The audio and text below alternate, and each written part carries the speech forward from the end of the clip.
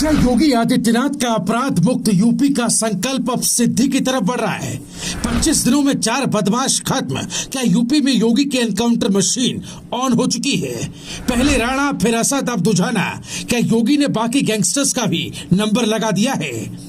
क्या गैंगस्टर अनिल दुजाना को लगी गोली से एक साथ योगी के कई दुश्मन ढेर हो गए? एक गर्मी जो अभी किराना में और मुजफ्फरनगर में कुछ जगह दिखाई दे रही है ना, ये सब शांत हो जाएगी इसके बाद। क्योंकि गर्मी कैसे शांत होगी, ये तो मैं मई और जून में भी इसको बहुत शिमला बना देता हूं। इन सवालों का आधार है ये बेजान जिस्म जो कभी पश्चिमी उत्तर प्रदेश में खौफ का पर्याय हुआ करता था, जिसका यूपी के अलावा दिल्ली, हरियाणा और राजस्थान में भी बेहिसाब आतंक था। हिस्ट्री शीट में जिसका नाम अनिल दुजाना के तौर पर दर्ज था, उस गैंगस्टर को योगी आदित्यनाथ के सुपर कॉप्स की टीम ने मार गिराया।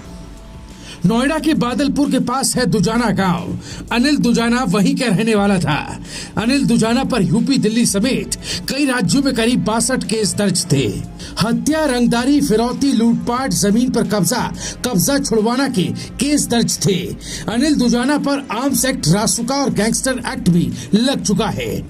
2002 में पहली दफा कत्ल करने वाला अनिल दुजाना धीरे धीरे कुख्यात होता गया।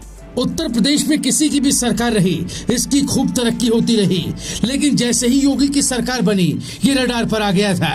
पिछले 3 सालों से अयोध्या की जेल में बंद दुजाना कुछ ही दिन पहले जेल से छूटा था, तब से फरार था। फरारी में इसकी जिंदगी पर पूर्ण विराम लग गया। अनिल दुजाना की गाड़ी से हथियार भी मिले हैं। एक सूचना के हिसाब से एसटीएफ की टीम ने भी फायरिंग की।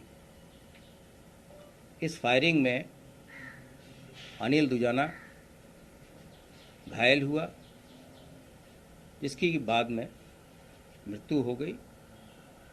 उपरोक्त बदमाश के पास वो एक 4 पहिया गाड़ी में ट्रैवल कर रहा था। उसके पास से एक 32 की पिस्टल, एक 30 की पिस्टल और भारी मात्रा में कारतूस बरामद हुए हैं।